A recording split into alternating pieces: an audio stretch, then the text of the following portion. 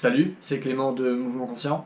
Et dans cette vidéo, je vais vous apprendre à développer votre temps de réaction et à également développer votre vitesse. Et par la suite, je vais vous donner un exercice pour mettre en lien tout ça. Alors en fait, ce sont des qualités physiques qui sont assez particulières, surtout le temps de réaction. Pourquoi? Parce qu'en fait, si vous voulez développer votre temps de réaction, il faut beaucoup de travail qui va nous donner très peu de résultats. C'est pour ça que si maintenant vous analysez les préparations physiques d'athlètes professionnels, par exemple des sprinteurs, parce qu'en sprint par exemple il y a le coup de feu, donc temps de réaction, après on se met à sprinter, vous allez voir que le préparateur physique, il va jamais beaucoup entraîner son athlète en temps de réaction. Il va l'entraîner, mais jamais beaucoup. Pourquoi? Parce que dans les sports de haut niveau, il faut faire des choix. C'est-à-dire que un sprinter, par exemple, ne pourra pas passer 8 heures par jour, par exemple, à faire des exercices qui sont en rapport avec sa discipline. Il ne peut pas, tout simplement. C'est-à-dire que le préparateur physique, il doit faire des choix. Et vu qu'il faut faire tellement de travail pour augmenter son temps de réaction, et vu qu'on va avoir très peu de résultats, pour un athlète de haut niveau, ça ne vaut pas le coup de mettre énormément de temps sur cette qualité physique. Cependant, la bonne nouvelle, c'est que nous, pour la plupart, on n'est pas des athlètes de haut niveau. On est des personnes qui bougent et si vous voulez améliorer votre manière de bouger, eh ben, ça va être intéressant de travailler sur le temps de réaction et aussi de développer finalement de nouveaux liens avec votre corps pour comprendre différentes choses. Et donc, le temps de réaction, c'est assez particulier. La vitesse aussi, c'est assez particulier. Et moi, j'aime bien mêler les deux en mêlant tout ça, enfin en intégrant tout ça au réflexe. Pourquoi? Parce que lorsque vous essayez d'être rapide, par exemple, là je fais un mouvement rapide. Lorsqu'on fait un mouvement rapide, souvent il est très codé, très carré, très structuré, c'est-à-dire, je vais aller comme ça avec mon bras et après je vais revenir. Lorsque vous voyez un sprinter pareil, chaque mouvement explosif finalement que font les gens, un saut, quoi que ce soit, c'est excessivement codé, c'est excessivement carré. Cependant, c'est pas lors de ces mouvements-là qu'on va être le plus rapide. C'est pas ce qu'on va faire un sprint qu'on va être le plus rapide. C'est pas ce qu'on va essayer de sauter qu'on va être le plus explosif et donc le plus rapide. Non. C'est ce qu'on va faire un réflexe. Enfin, ce qu'on va voir un réflexe, pardon.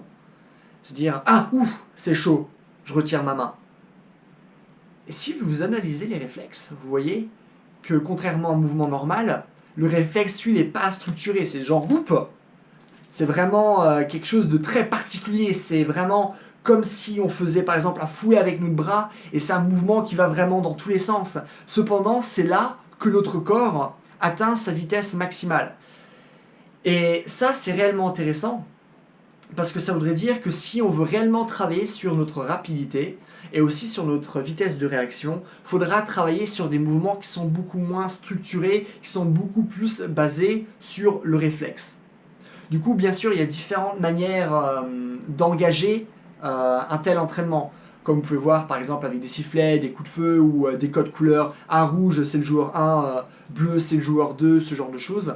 Mais là, j'ai envie de vous proposer quelque chose qui est totalement différent, où on va justement intégrer vitesse de réaction, vitesse gestuelle, et donc cette notion de réflexe. Donc en fait, ce que je fais, c'est que je me mets près d'un arbre. Et avec mon doigt, je vais m'approcher de l'arbre. Et pile au moment où je vais sentir ne serait-ce qu'un petit truc sur le bout de mon doigt, et boum, je ramène mon bras le plus rapidement possible. Et je refais un test. Vraiment, pas besoin de toucher l'arbre complètement, genre pas besoin de faire ça de hop, j'y vais. C'est vraiment de développer aussi nos sensations. Parce qu'on a l'habitude d'avoir un temps de réaction qui est visuel. On a l'habitude d'avoir un temps de réaction qui est auditif, par exemple, dans le cas du sprint. Mais on a rarement l'habitude de travailler sur des temps de réaction qui sont kinesthésiques. Du coup, vraiment, dès que je vais juste un petit peu sentir l'écorce de l'arbre, là, je vais retirer mon bras et ma main. Vous allez voir que le mouvement, il est totalement différent. C'est vraiment comme un coup de fouet. Et donc ça, c'est très intéressant. Du coup, vous pouvez varier la vitesse. Au début, y aller très lentement, y aller plus rapidement. Et là où ça devient aussi plus intéressant, c'est lorsque vous allez fermer les yeux. Donc vous fermez les yeux, et après, avec votre main, vous allez la rapprocher de l'arbre. Et du coup, là aussi, vous allez voir, quand je vais toucher l'arbre, je sais pas, c'est maintenant, et et maintenant on retire notre bras. Et donc ça nous permet de développer nos temps de réaction. Je sens quelque chose. Du coup, combien de temps je vais prendre entre le fait que je sens quelque chose et par la suite le fait que j'engage une action. Du coup là on aura un temps de réaction et bien sûr le temps du début du mouvement jusqu'à ce que je ramène mon bras complètement vers moi. Là on aura la vitesse. Et on travaillera aussi sur cette notion de réflexe. Ah je sens quelque chose, hop, je retire. Je sens quelque chose, je retire. Ah c'est chaud, hop, je retire ma main. Donc voilà, c'est un exercice à tester, vous allez voir, il est très intéressant.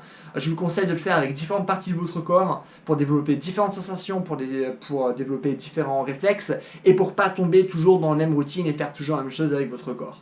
Donc voilà, testez avec vos mains, testez avec vos pieds, testez avec votre tête, testez avec votre épaule, testez avec votre genou, bref, testez avec plein de choses pour réellement intégrer différents moyens d'utiliser la vitesse avec votre corps.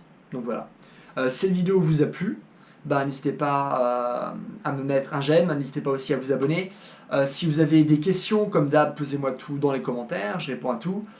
Si vous voulez un programme qui prend en compte ce que j'ai dit là et qui prend en compte vraiment le développement de toutes vos qualités physiques, endurance, force, vitesse, souplesse, vraiment tout, et vous pouvez aller voir sur mon site, comme d'habitude, tous les liens sont dans la description. Et donc voilà, en attendant, passez une bonne journée, bye!